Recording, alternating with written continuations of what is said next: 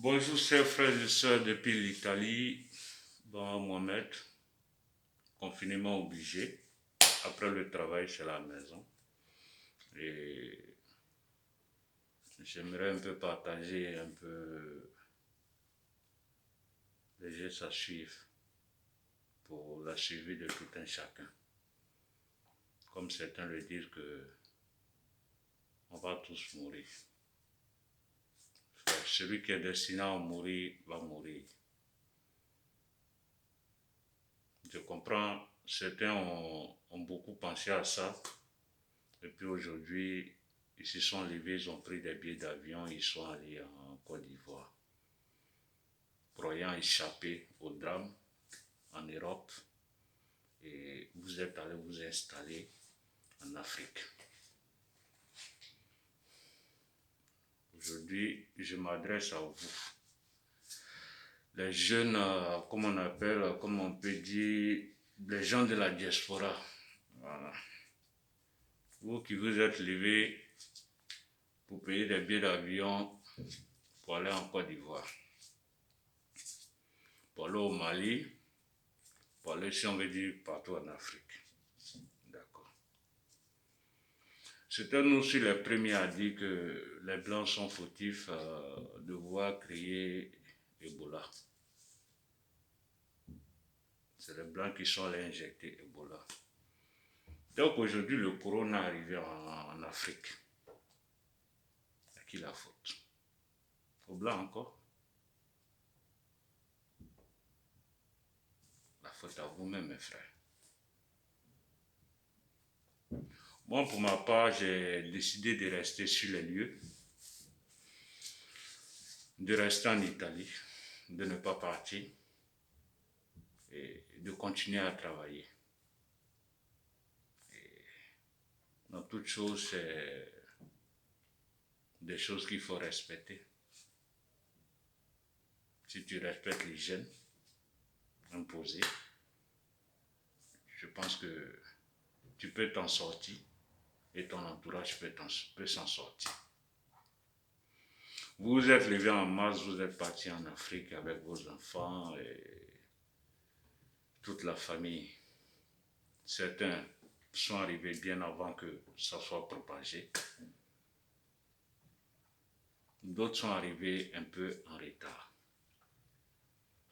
Vous voyez comment je vous parle avec le masque sur la bouche. C'est pas que je suis infecté, je ne suis pas infecté. Mais c'est une manière de vous dire, c'est comme ça que vous devez vous comporter. Surtout vous qui vous asseyez devant les micros à faire des interventions, à expliquer à la population. Vous arrivez, vous enlevez votre masque face à face avec le micro. Écoutez, quand on parle, on évacue. La salive même s'échappe même sans qu'on s'en rende compte. Et c'est tout ça qui est un danger pour cette maladie. Donc j'aimerais que chacun fasse une prise de conscience à toute chose. Aujourd'hui, je peux dire que c'est la faute à mes frères qui se sont levés pour aller en Afrique. À mes frères qui se sont levés pour aller dire que non, je préfère aller en Afrique parce que de la manière la Chine a fait son confinement là, si la France fait quoi, c'est pas bon. Vous ne pouvez pas rester dans la maison, vous préférez aller en Afrique. Bien avant qu'il y ait eu des cas exagérés, il y a eu plusieurs personnes qui sont rentrées. Pour ma part, et pour une question de bonne foi, de bonne moralité, j'aimerais que parmi vous qui êtes rentrés depuis le mois de janvier en Côte d'Ivoire, que vous êtes encore peut-être là-bas ou après, à cette période de janvier jusqu'à maintenant, je pense qu'il est grand temps que vous partiez et essayer de faire un dépistage par rapport à ça. Parce que c'est un truc qui est dangereux. C'est cette négligence qui a mis l'Europe en genoux. Si quelqu'un, j'aime pas faire les vidéos, je suis pas vidéo, comme on appelle les youtubeurs, comme on le dit, quoi. Mais c'est une manière pour moi aussi de m'exprimer. Ce n'est pas une histoire politique. Ce n'est pas une histoire de guerre chimique. On ne sait pas d'où vient la provenance. Comme on le dit, quand il y a le feu, on cherche à éteindre le feu. On ne cherche pas à chercher qui a allumé le feu. Donc, j'aimerais un peu partager un peu avec vous beaucoup de choses. Donc, je me suis mis en quelques volets certains comportements à éviter. Pour le cas des micros, j'aimerais que quand je parle sous le masque, je sais que vous m'entendez, moi aussi je m'entends parler, donc il n'y a pas de danger à dire que non, j'enlève mon masque pour m'exprimer. Non. C'est une manière aussi d'avertir un peu nos autorités qui, devant les micros, ils enlèvent le masque, qui parle, l'autre vient, il parle, l'autre vient, il parle. C'est un danger. C'est un danger ce fléau. C'est un danger. C'est bien de respecter les mesures de sécurité et tout ça, mais il y a les comportements aussi qu'il faut éviter dans cette situation. Il y a des comportements qu'il faut éviter dans cette situation. Donc pour la première chose, j'ai invoqué le micro. Comment pouvoir se tenir devant un micro, c'est simple. Je maintiens mon masque, logique, et puis je parle. Je me fais entendre, je me fais comprendre, et je m'exprime. Je ne me mets pas en danger, je ne mets pas celui qui va intervenir après moi en danger. Je ne mets pas ma famille en danger. Parce que si j'enlève mon masque, je parle. Que, exemple, je suis infecté sans le savoir. Et j'infecte aussi celui qui va venir intervenir. Ou j'infecte aussi le journaliste qui va après prendre son micro, ranger son matériel dans son sac, qui va infecter ses collègues, qui va infecter sa famille, qui va infecter ses frères, ses cousins. Vous savez comment on vit en Afrique. On vit regroupé. Ça, c'est un premier cas. Maintenant, je pense que je me suis fait comprendre sur le cas du micro. Deuxième volet, nous allons partir sur le cas du transport. Moi, je suis dans la livraison en Italie ici. Je travaille dans la livraison, c'est mon travail depuis plus de 5 ans. Et il y a un comportement à tenir dans ce genre de travail.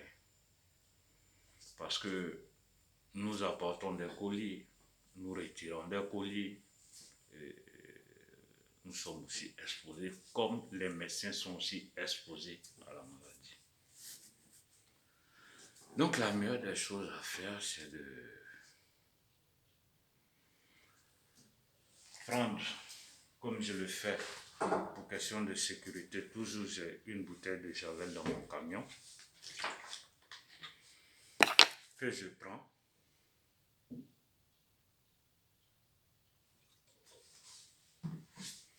Je me frotte les gants. Je me frotte les gants. Et je commence à prendre ma machine de travail. C'est parce que quand le soir je dépose ma machine de travail, les opérateurs après nous viennent travailler avec nos machines pour la mise à jour. Donc, quand j'arrive, je me mets les gants, je me mets du javel sur les gants, de l'eau de javel, qui est un produit très efficace. Et quand je finis ça, je prends mes colis, je les charge dans mon camion, je me mets en sécurité. Je me mets en sécurité et je mets celui aussi qui, je vais livrer mon colis en sécurité. Parce que moi, je prends ma sécurité d'abord avant d'apporter le colis à quelqu'un. Donc, pareil aussi pour mes frères qui sont à la gare routière, à Djamé, Bacham, ainsi de suite, de cela, dans tous les étendues de la Côte d'Ivoire, même partout en Afrique. Il y a une chose à faire. Après vos gants, vous mettez du javel, les passagers arrivent, ou les colis arrivent, vous êtes en sécurité, vous mettez le colis dans la voiture, surtout pour le chauffeur de taxi qui doit charger les bagages de ses passagers dans le coffre de sa voiture, se met aussi en sécurité. Ça, c'est des choses que l'on néglige. Parce que ce qu'on oublie, les gants ne nous protègent pas. Non. Les gants ne nous protègent pas. Le gant, il se déchire. Le gant, il se déchire. Et donc, quand il se déchire, supposons, si j'ai eu un contact avec un colis infecté, que le gant se déchire, mon doigt sera infecté. La preuve en est qu'on voit dans les labos chimiques, ils utilisent plusieurs gants, pas un seul gant. Et nous, par contre, on utilise un seul gant. C'est différent. Donc, de ce fait, pour moi qui suis fumeur, je suis en sécurité parce que après, je dois retirer mes mains du gant pour laver, pour fumer ma cigarette, ou soit pour manger un petit truc. Déjà, je sais que tu vas sentir du javel, mais vaut mieux sentir du javel que de sentir du coronavirus. Donc, troisième volet, j'aimerais un peu m'adresser à tous les maires des communes de fournir un peu d'effort, de déposer à chaque coin de rue des poubelles. Pourquoi je dis déposer à chaque coin de rue des poubelles? Pour éviter que quelqu'un qui a un moussoir le jette directement sur la route. Parce que s'il n'y a pas de poubelle, le mouchoir, le geste dit, je me mouche, je mets dans une poubelle. Mais si je me mouche que je n'ai pas de poubelle, je ne veux pas me mettre ça dans la poche. Il faut que je m'en débarrasse. Donc je me débarrasse par terre. Et il y a nos enfants qui jouent. C'est un danger aussi. C'est un danger aussi.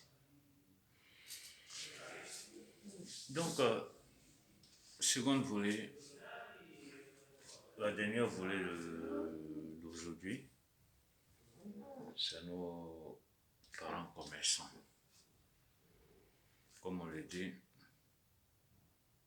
si vous savez que vous devez prendre de l'argent, vous devez servir les vivriers, les légumes, je pense que moi, avec une bouteille de javel, je crois que c'est suffisant pour se nettoyer les mains. Parce que les billets de banque,